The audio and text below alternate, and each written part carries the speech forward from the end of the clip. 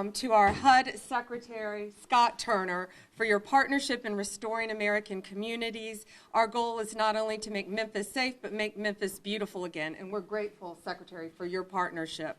I also want to thank Governor Bill Lee, Senators Marsha Blackburn and Bill Hagerty for their unwavering support to make Memphis safe again. We want to thank Congressman David Kustoff, who's here in the audience, Speaker of the House, Cameron Sexton, and our U.S. Attorney, Michael Donovan. There's Michael. Thank you so much. All of our other public officials who are here, thank you. And our U.S. Marshal for Tennessee, Tyrese Miller, you have been working tirelessly. Thank you. I also want to thank U.S. Marshal Director Gadi Serralta, the FBI, DEA, ATF, Treasury Department, DHS, and the National Guard, I see our guard back there, thank you, along with all the members of our state and local law enforcement, our sheriffs, our police. Thank you for everything you're doing to make Memphis safe. That's our objective. The people of Memphis deserve to be safe. Every American deserves to be safe, to go to the grocery store, to take their kids to school, to be able to go to church on a Sunday without fear. In 2024, Memphis had the highest violent crime rate, the highest in the entire country. Memphis's total crime rate was 344% higher than the national average. No longer. Thanks to the leadership of President Trump and our dedicated men and women in law enforcement, this surge in Memphis has dramatically dropped crime.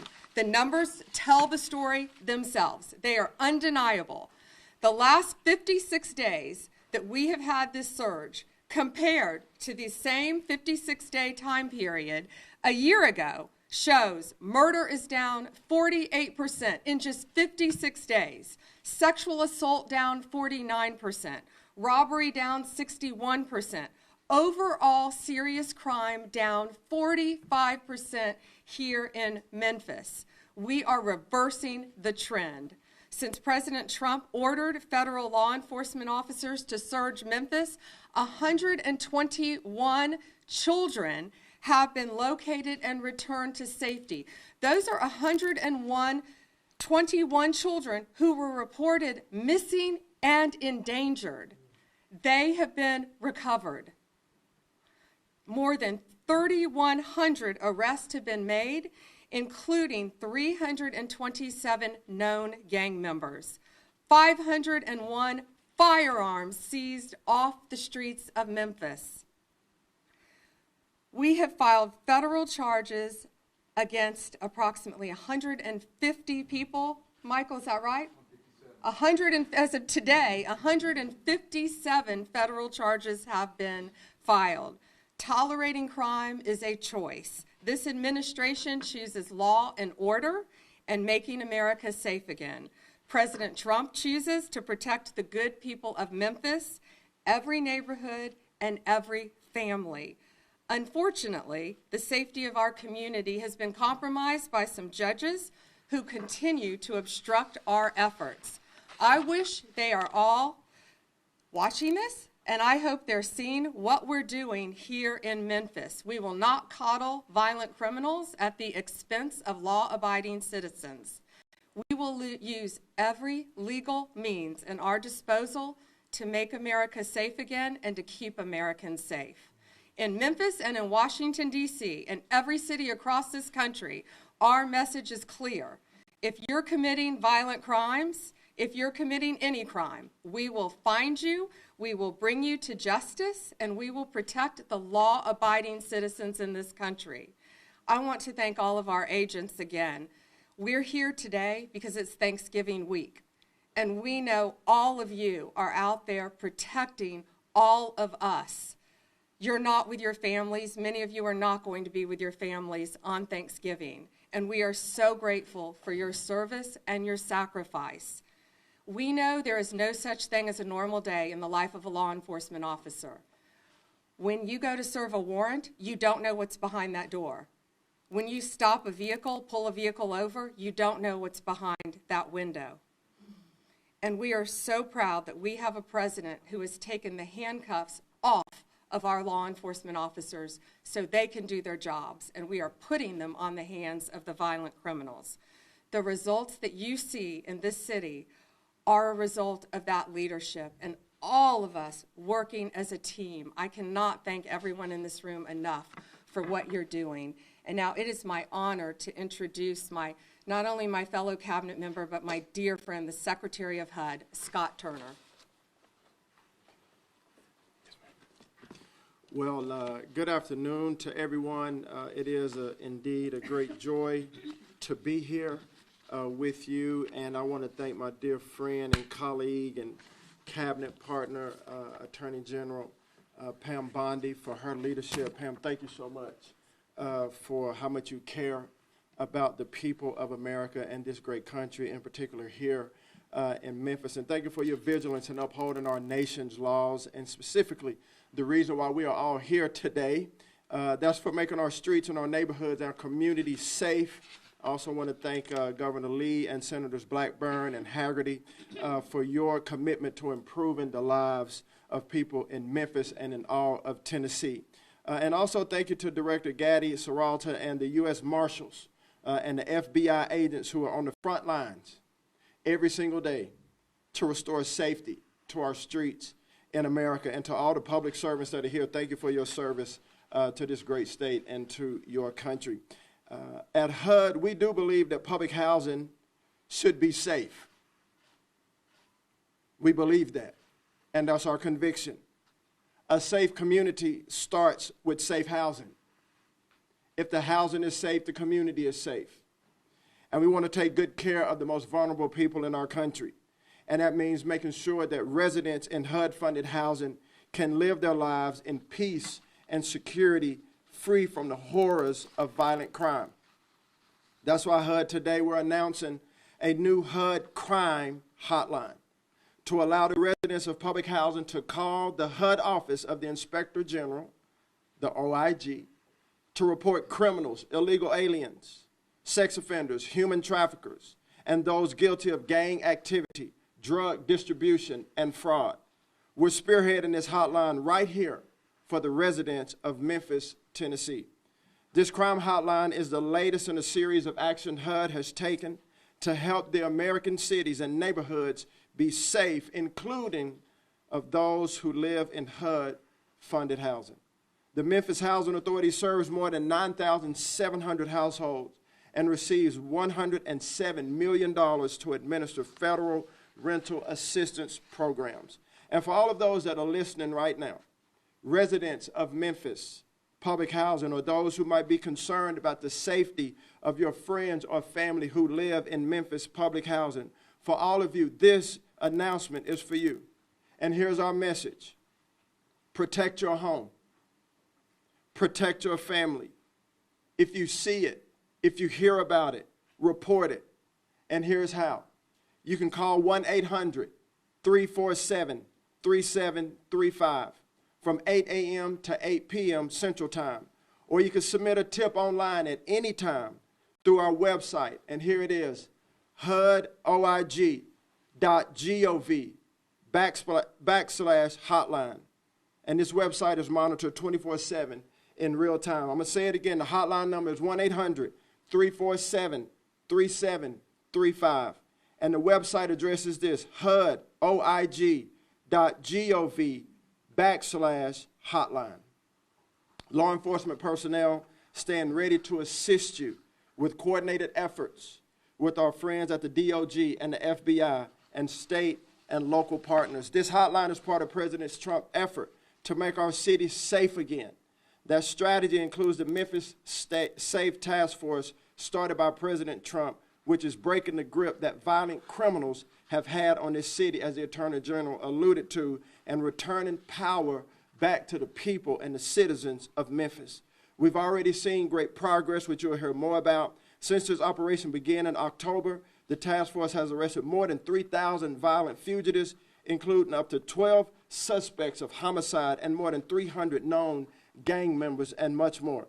These numbers translate to lives and homes and futures protected. Again, We care about the future of America, the lives of every individual and collective Memphis and Tennessee citizens. But this would not be possible without our great law enforcement, and many of you are here today, and our military members. So thank you from me, from HUD, from Attorney General, and our entire administration. I've spoken to many who have traveled near and far to be part of this effort to make our city safe, true patriots, and great Americans. And I hope that this new hotline is another tool to help this in this effort. The hotline will allow residents of public housing to have their voices heard so their homes can be safe. It will help us to crack down on violent crime and drug distribution, fraud, human trafficking, and the influx of illegal aliens. We'll clean up our public housing so that they can fulfill their function of sanctuaries for the most vulnerable people in our country, where American citizens can get a temporary hand up and then gain independence from government help. Specifically, American citizens, that's who we want to help. Illegal aliens have no place in public housing. It's outrageous that people who should not be here come across our borders and now usurp spots and housing units that should support American people. Establishing this hotline is an important step in fighting this injustice for both the people of Memphis and for Americans nationwide. And I'm grateful for this opportunity to be here with you all today to make this announcement and this next step in the work that's already underway, and truly to restore safety and sanity in Memphis today. God bless you.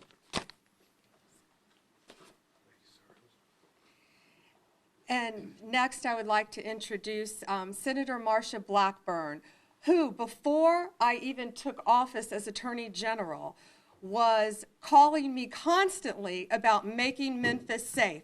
So was Senator Bill Hagerty. And thanks to that, our director, our FBI director, Kash Patel, came in and did basically a mini surge, working with our chief, our great chief, and our great sheriff here to get the numbers down before the official Memphis surge took place. So, Senator Blackburn, thank you for your tireless partnership and in fighting to keep Memphis safe. Thank you, General Bondi. And indeed, Senator Hagerty and I were on this before they were sworn in, AG Bondi and Kash Patel. Here is the important part of this. Assembled before us today, we have a great team. And there are over 30 agencies, local, state, and federal, that are working together. The goal is to make Memphis the safest city in the United States. That is the goal, and we know that is attainable. When you look at these results that have been achieved in 56 days, yes, indeed, we want Memphis to be the safest city in the country. We know this is going to be a long-term effort. We know it doesn't happen overnight, but it is such a wonderful example of how Memphis can be the model for the rest of the country on how you come together as a team, how you fight violent crime, how you don't stop and don't give up, but keep getting these results.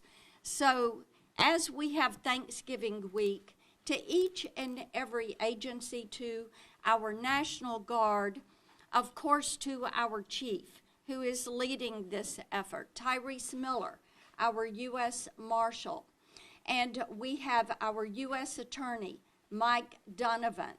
We also say thank you to the governor, to the speaker, for the support that the state has given to make certain this is a successful effort. And we thank the citizens of Memphis who have called our offices, who have spoken up, and who have said thank you for the work to fight violent crime and to make Memphis safe. Thank you all. And Senator Bill Hagerty, who ditto, you've been right there with Senator Blackburn. Thank you. Thank you, General Bondi. Secretary Turner, thank you for being here as well. Gaddy, it's great to see you. Governor, thank you for your leadership. Senator Blackburn, thank you for your partnership. And Congressman Kustoff, thank you for all the great work you do with us in Washington. We have a very unique opportunity here in Memphis today, a unique opportunity in Tennessee. It's an opportunity to work as a team to restore safety and justice in one of the most amazing cities in America. We've had a problem with crime in Memphis since I was a kid. I grew up in Tennessee. A lot of us were worried about traveling in Memphis when I was a boy because of the concerns about crime. It's something that really expanded way beyond control with the pandemic. And now it's an opportunity for us to get our arms around this. It's required cooperation beyond anything I think we could even articulate today. Senator Blackburn said over 30 agencies are involved in cooperating. But I think most important, I want to thank our local leadership here in Memphis for working arm in arm with us. Our mayor's office, our police chief, our sheriff have all been the best partners they could possibly be in helping us bring a crime situation that was leaving Memphis at the top of the league tables back in 2023, the #1 city for major crimes, homicide in America on a per capita basis. We are changing that, and we're changing the stars of the people in the city. We are going to make Memphis the safest city in America. We're going to be a role model for the rest of the cities in the United States, and I hope that many city leaders across the country will take a look at what's happening here today. And I think they'll see that this is the key, this is the formula to make their city safe as well. This is going to have repercussions well beyond the borders of the state of Tennessee, and I'm so proud that we're making it happen here in Tennessee. One great challenge remains ahead of us, and that is to sustain this success. And to do that, Governor Lee and I have talked about this extensively. Local leadership will play a big role. Speaker Sexton, you're going to have a big job in this, but as a member of the Appropriations Committee at the federal level, we're going to be doing everything that we can to make certain that we have the proper resources going forward so that we're able to maintain the safety of Memphis, to bring back the greatness of this wonderful city. We're seeing it happen right before our eyes, and we're going to sustain it. So thank you all very much. And again, General Bondi, thank you for being here, and I want to thank overall President Trump for his leadership allowing all of this to happen. Thank you. Thank you, sir. Thank you, Senators. And since the day this was announced and before, Governor Bill Lee, thank you. You have been an incredible partner working with us, and I hope some other governors around the country are watching right now. You know who you are. Call your fellow governor, Bill Lee, and he'll tell you what's happening in Memphis when you work together, when you work with Mayor Paul Young, when you work with a great police chief and a great sheriff. We can make a tremendous difference. It is my honor to introduce your governor of Tennessee, Bill Lee. Thank you. Thank you, Joe Bondi. I'm very grateful to you. Everyone has been called out for gratitude.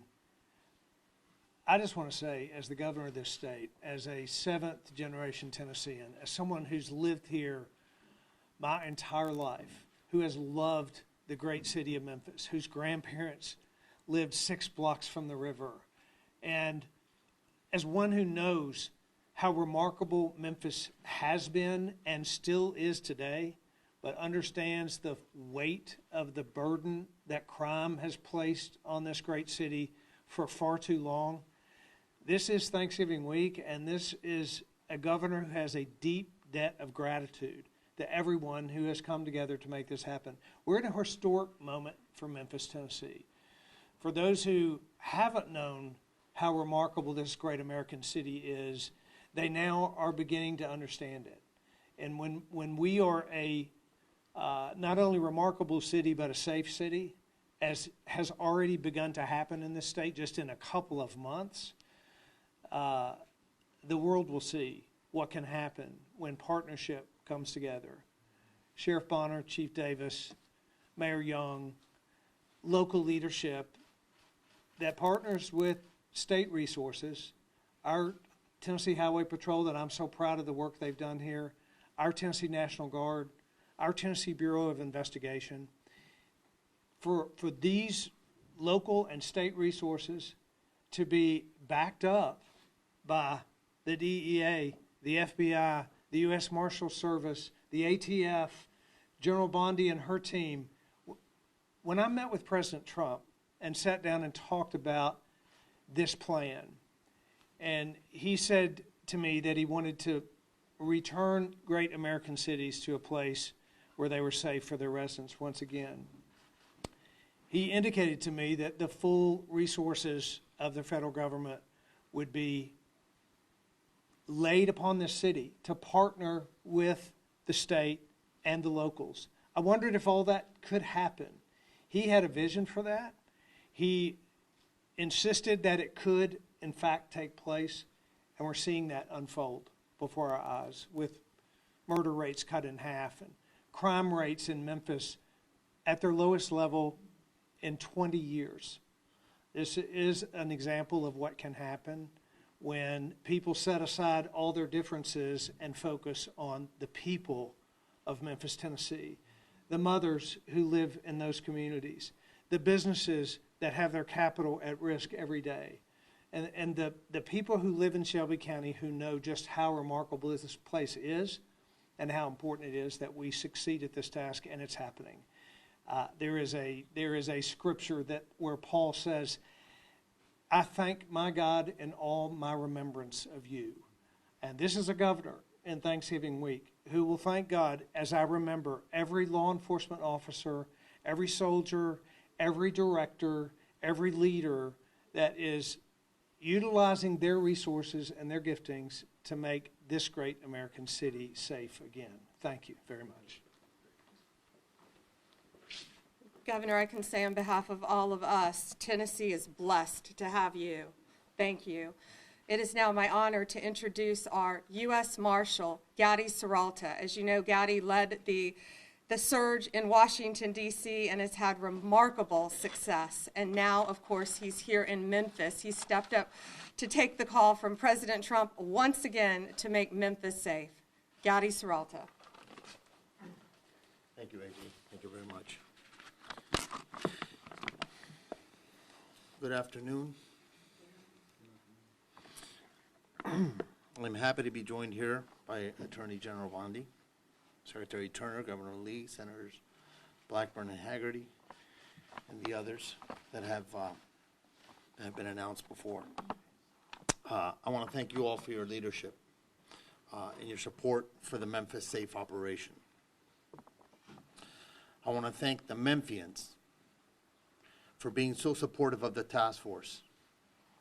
I have heard so many stories of Memphians telling our deputies about how happy they are that we are here and they truly feel that the city is safer.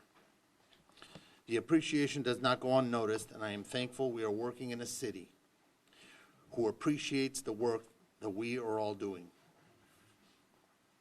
The kindness and thanks from Memphians makes it a little easier for each person working this operation who is spending time away from their own families. It is an honor to stand before you today as the Director of the United States Marshal Service and the Chairman of the Memphis Safe Task Force.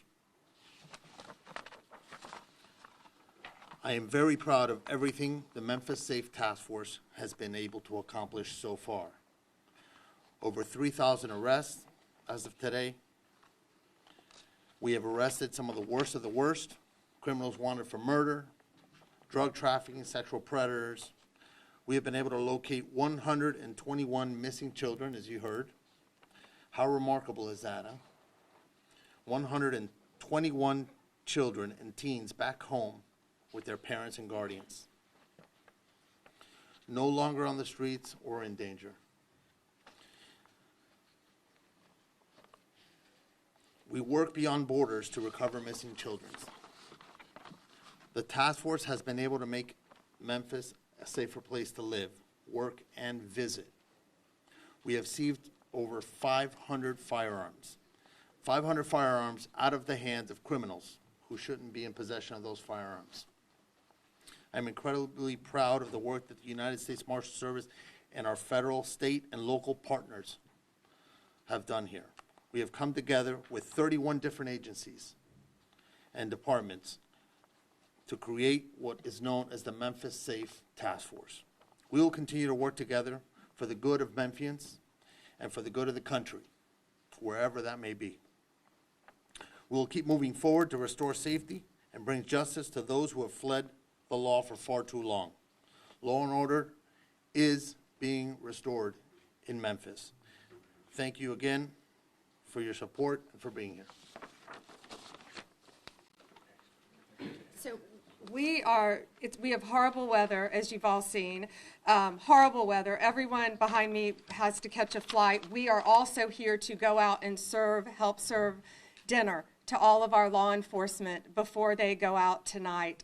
But we will take a couple quick questions if you have them, but please be respectful of the fact that we have to get out there, and lots of flights will be canceled if we don't get out before this big storm hits. Gates, do you want to? David, what's this? Okay, so question about Memphis first. Sure. A couple off topics. On Memphis, Washington, D.C., check. Memphis, check. What's next? It's a good question. Where is that? Well, we hope a governor reaches out like Governor Lee reached out to President Trump. Let's see. If you want to make your city safe, call President Trump. But we'll see. You know what? Regardless of whether you're going to cooperate or not, Donald Trump has made it very clear he's going to keep all Americans safe, whether you're helping us or whether you're not, as an elected official. And here in Memphis, we're blessed to have a mayor. I wish we have our deputy mayor here today. I wish the mayor could be here with us today. But we all talk to the mayor so much. And Chief Davis and Sheriff Bonner, thank you for everything you're doing, and that's what it's about. So we hope some other cities who are in desperate need of help reach out to us. And we are talking to a couple mayors now, I will tell you that. Wonderful. Probably would be unexpected, so. Okay, and then if I could just get your reaction to the James Comey with Sure. James cases being dropped today. Back in Washington, James Comey put out a video. He said this matters most because a message has to be sent. The President of the United States cannot use the Department of Justice to target his political enemies. Your reaction to the cases being dropped into that specific message? Sure, we'll be taking all available legal action, including an immediate appeal, to hold Letitia James and James Comey accountable for their unlawful conduct. What is your reaction to his statement? I'm going to keep going on this. I'm not worried about someone who has been charged with a very serious crime. His alleged actions were a betrayal of public trust. So. Matthew Folden. Thanks, Attorney General Bondi. Could you be a little more specific on what your message to Democratic governors and Democratic mayors is based on the success that you've seen in cities like Memphis that we have here? And are you optimistic that any of them are watching right now to learn the lessons from the successes of the Memphis Task Force to try and bring this to their cities ahead of Thanksgiving and ahead of the holiday season? Sure, we want to help all governors. We want to help all mayors who need President Trump's help. Look what we've done in D.C. Look what Donald Trump's leadership has done right here in Memphis. You don't have to be of the same political party. Clearly, this is about keeping Americans safe. If you want to talk to anyone, go out and talk to the residents of Memphis who have been very vocal about what has been done by the leadership of all the people behind me and sitting in this audience to make their great city safe again. We want to help anyone, regardless of political party. Alana. I have an on-topic and an off-topic, Sure. if you'll allow me. The arrest from the task force has been a strain on the criminal justice system here and compounding problems at the local jail. What is the federal government doing to support the Memphis criminal justice system? You wanna take that? And, Yeah, I'm going to let Director Serralto take that. He's been working on that. Yeah, so a couple of things have been done. First of all, we're taking every case we can federal. Our U.S. Attorney here, Mike Donovan, is a pioneer in taking these cases federal. The other issue that we have is on the state court side. It seems like the cases, the criminal cases, are taking too long to see their way through the wheels of justice, if you will. So we're open to working with the state prosecutor's office in order to shorten that period of time and get some of these cases flowing. So if you don't speed up the process, it's going to continue to back up. But I'm going to tell you what the answer is, right? Because we can't put them through the criminal justice system does not mean that it's a free pass to commit crimes. So we're going to keep arresting folks. They keep committing crimes, we're going to keep arresting them. Alana, you had a follow-up, and then we've got to get outside and get to. just real quick, Sure. if I can ask, what happens to U.S. Attorney Halligan now? Will she remain in her position?